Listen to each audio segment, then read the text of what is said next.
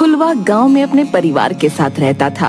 उसके पास एक छोटा सा खेत और एक दुकान थी। दोनों का काम वो अकेले ही संभालता था। काम में इतना व्यस्त रहता था कि उसे अपने लिए समय ही नहीं मिलता। सुबह से रात हो जाती, उसे पता ही नहीं रहता। अरे जल्दी करो, मुझे दुकान जाने में देर हो रही है। खेत का काम भी देखना है। क्या जल्दी करूं? आपको 2 दिन से कह रही हूँ माँ जी को डॉक्टर को दिखाइए, पर आप हैं कि सुनते ही नहीं। अरे अभी मेरे पास बिल्कुल भी समय नहीं है। तुम खुद उन्हें डॉक्टर के पास क्यों नहीं ले जाती? मैं ना बाबा ना, मुझ में इतनी हिम्मत नहीं कि मैं माँ जी को डॉक्टर के पास लेकर जाऊं। वो रास्ते में मुझे इतना परेशान कर देंगी कि मैं वापस घर आने के लायक ही नहीं रहूंगी। ये काम आपका है, आप ही कीजिए। अच्छा ठीक है, अभी मैं जा रहा हूँ। दोपहर को उन्हें डॉक्टर के पास ले जाऊंगा। तभी फुलवा का बेटा आ जाता है। पापा मुझे नया स्कूल बैग चाहिए, आप कब ला कर दोगे? हाँ बेटा, मम्मी ला देगी ना। हाँ हाँ, मम्मी क्यों नहीं ला कर देगी? पापा मुझे खजाना जो देते हैं। अरे कल 1000 रुपए दिए थे, उनका क्या हुआ? घर का राशन आ गया, और क्या हुआ? अब क्या आप मुझसे 1-1 रुपए का हिसाब मांगेंगे?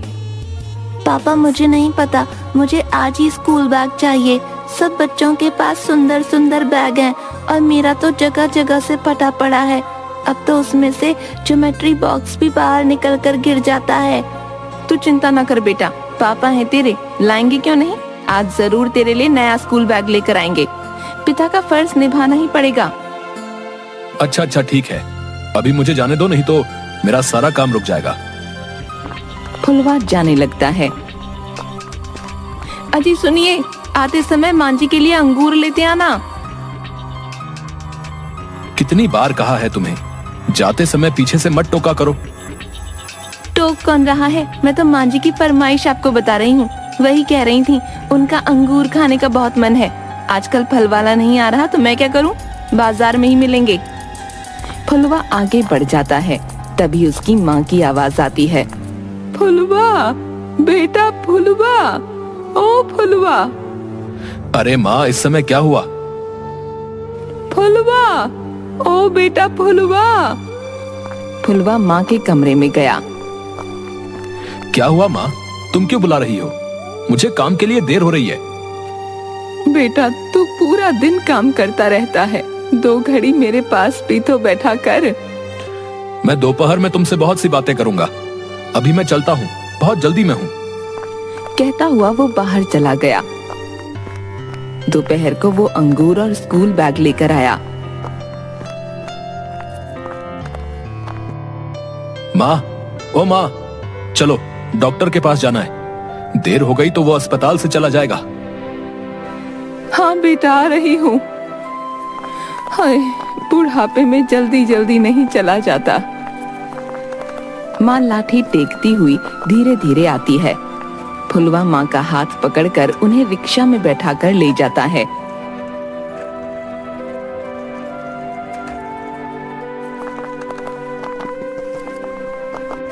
वापस आकर, सुनती हो, माँ का ध्यान रखो।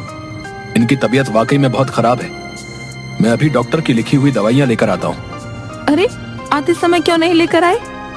बात तो तुम्हारी ठीक है, पर माँ थोड़ी देर भी खड़ी नहीं हो पा रही है। उन्हें कहाँ पर छोड़ता। अब तुम मुझे ज्यादा ज्ञान मत दो। मैं अभी गया और अभी आया। फुलवा दुकान से दवाइयाँ लेकर निकला ही था, तभी एक मजदूर उसके पास आया। फुलवा भैया, चलो मेरे साथ चलो, वरना मैं आपके खेत में काम नहीं करूंगा। अरे कौन सा तूफान आ गया जो इतना जरूरी है?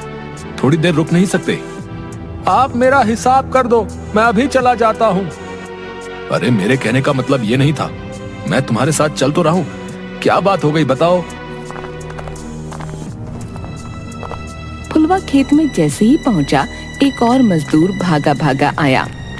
फुलवा भैया, मेरा हिसाब कर दो, मैं यहाँ काम नहीं करूंगा।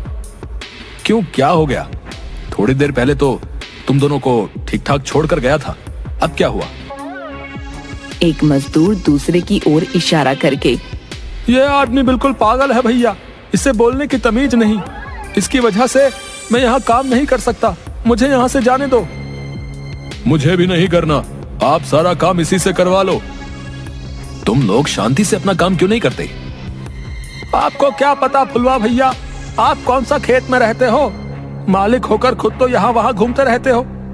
आपको यहाँ रहना चाहिए ना हमारे साथ, तभी तो काम हो पाएगा। आप यहाँ रहते हो तब तक ये ठीक रहता है, नहीं तो कुछ काम नहीं करता, काम चोर कहीं का। मुझे इसके साथ काम नहीं करना। आप मेरा हिसाब कर दो अभी के अभी और मुझे यहाँ से जाने दो, नहीं तो ये मुझे पागल कर देगा। ठीक तरह से सोच लो भैया, क्या पता तुम्हें कल काम न मिले। आप चिंता मत करो, ढूंढने जाऊंगा तो मिलेगा क्यों नहीं। आप बस मेरी मेहनत के पैसे दे दो। फुलवा ने उसे पैसे दे दिए। दूसरा मजदूर काम में लग गया और फुलवा भी काम में उसकी मदद करने लगा। हे भगवान, आज तो मैं बहुत थक गया हूँ। अब तो खड़े रहने की भी हिम्मत नहीं रही। मैं घर जाता हूँ।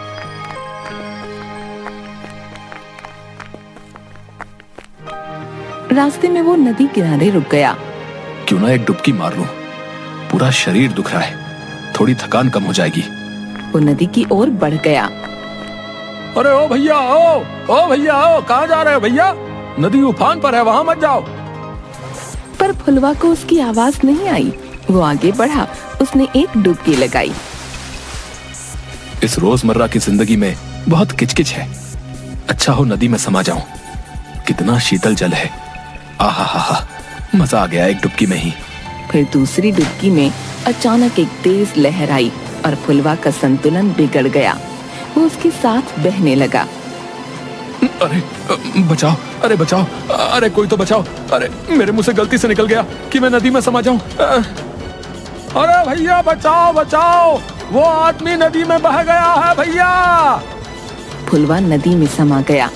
वो पानी के भीतर और भीतर जाकर बेहोश हो गया। जब उसे होश आया, अरे मैं कहाँ आ गया? ये जगह तो महल जैसी लगती है। महल जैसी नहीं, ये महल ही है। मेरे महल में तुम्हारा स्वागत है। तुम कौन हो? मैं यहाँ कैसे आया? तुमने सच्चे मन से पानी में समा जाने की बात कही तो मैंने सुन ली।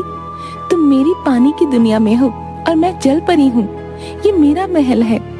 तुम नदी में डूब रहे थे तो मैंने तुम्हें बचा लिया, है ना अच्छी बात? आपका बहुत बहुत धन्यवाद। अब मैं घर जाता हूँ। घर कहाँ भागा जा रहा है? तुम कुछ दिन यहाँ रहकर यहाँ के मजे लो। देखो, ऐसा मौका हर किसी के नसीब में नहीं होता। बात तो ठीक है, चलो मैं भी कुछ दिन राजमहल के ऐशो आराम के मजे ले लूं। फुलवा राजमहल में ऐशो आराम से राजकुमारी के साथ खुशी से रहने लगा। मैं तुम्हें एक चुटकुला सुनाता हूँ। हाँ हाँ सुनाओ।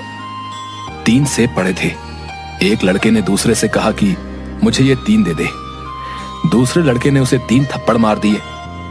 पहले लड़के ने पूछा कि तुमने मुझे मारा क्यों? तो दूसरे लड़के ने कहा कि तूने ही तो कहा था 3 दे दे। राजकुमारी जोर जोर से हंसने लगी। कुछ दिन बाद, मुझे अब यहाँ से जाना है। इतनी जल्दी? कुछ दिन और यहाँ रहो ना। मुझे जाना होगा। हाँ तो चले जाना ना। देखो, मैंने तुम्हारी जान बचाई है। तुम मेरे लिए इतना भी नहीं कर सकते? अच्छा ठीक है। राजकुमारी फुलवा को महल घुमाती, खजाना दिखाती। दोनों खूब हंसते। राजकुमारी, मुझे मेरे परिवार की बहुत याद आ रही है। वो लोग परेशान हो रहे होंगे। अब मुझे यहाँ से जाना चाहिए। नहीं, कुछ दिन और। नहीं नहीं, अब मुझे जाना है। पता नहीं मेरे बिना वो लोग कैसे रह रहे होंगे। रह लेंगे, तुम चिंता मत करो। अब तुम यहाँ से कभी नहीं जा पाओगे। तुम मेरे साथ यहीं रहोगे। ये तुम क्या कह रही हो? मैं जा रहा हूँ। ठीक है, जाओ। मूर्ख इंसान, मेरी मर्जी के बिना यहाँ का पत्ता भी नहीं हिलता। तुम जाकर तो देखो। तुम ऐसा नहीं कर सकती। देखो, तुम मुझे बहुत अच्छे लगते हो। मैं कहती हूँ छोड़ो घर परिवार, क्या रखा है उस दुनिया में। यहाँ मेरे साथ रहो, मेरे राजा बनकर। हम दोनों साथ में बहुत खुश रहेंगे।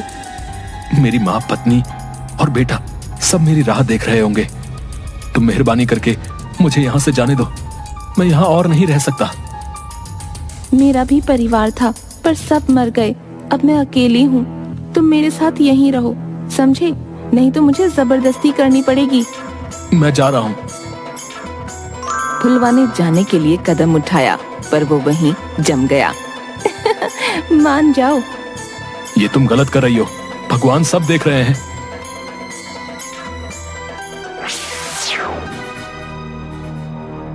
मेरी बात नहीं मानेगा, नहीं मानेगा मेरी बात तो अब पत्थर बनकर रहे।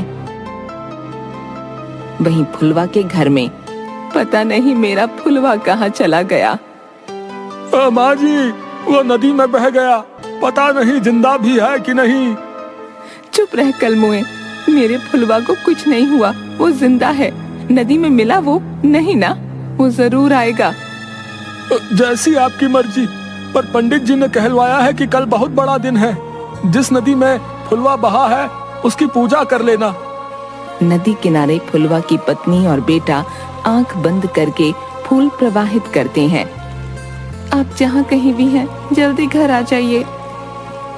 भगवान जी, मेरे पापा को जल्दी से भेज दो, मुझे उनकी बहुत याद आती है। बेटे का गिराया फूल नदी में गहराई तक बहता हुआ फुलवा की मूर्ति पर जाकर गिरा और वो फिर से इंसान बन गया। राजमहल में शोर हो गया। राजकुमारी भागती हुई आई। ये कैसे हुआ? ये वापस इंसान कैसे बना? भगवान भी यही चाहते हैं कि मैं अपने परिवार के पास चला जाऊं। तुम चले गए तो मेरा क्या होगा? ठीक है, तुम यही चाहती हो तो मैं हमेशा यहीं रहने के लिए तैयार हूँ। मैं तुम्हारा एहसानमंद हूँ, तुमने मेरी जान बचाई है, पर मेरी एक शर्त है। कौन सी शर्त? मैं यहाँ मूर्ति बनकर ही रहूंगा। तुम मुझे फिर से मूर्ति बना दो, क्योंकि अब मैं अपने परिवार के बिना नहीं रह सकता। मैं यहाँ जीते जी मर रहा हूं। फुलवा, तुम चले जाओ। अब ये घमंडी और ना समझ राजकुमारी तुम्हारा कुछ नहीं बिगाड़ पाएगी। ये बहुत स्वार्थी है, अपनी खुशी के लिए ये तुम्हें बर्बाद कर देगी। नहीं नहीं, ऐसा मत कहो, मुझे अपनी गलती समझ आ गई है। फुलवा तुम जाओ यहाँ से, चले जाओ। एक मछली फुलवा का हाथ पकड़कर उसे तैरते हुए ऊपर किनारे तक छोड़ गई। फुलवा घर पहुंचा। पापा आ गए, पापा आ गए, कहता हुआ उसका बेटा फुलवा से लिपट गया। उसकी पत्नी की आंखों में आंसू आ गए। फुलवा ने बेटे को गोद में लेकर माँ के पैर छुए। किसी ने सच ही कहा है, हमें भूल कर भी गलत शब्दों का चयन नहीं करना चाहिए, और अपनों के प्यार में वो शक्ति है जो आपको हर एक मुसीबत के पार लगा सकती है। जैसे फुलवा को उसके परिवार के स्नेह की वजह से वापस आना ही पड़ा।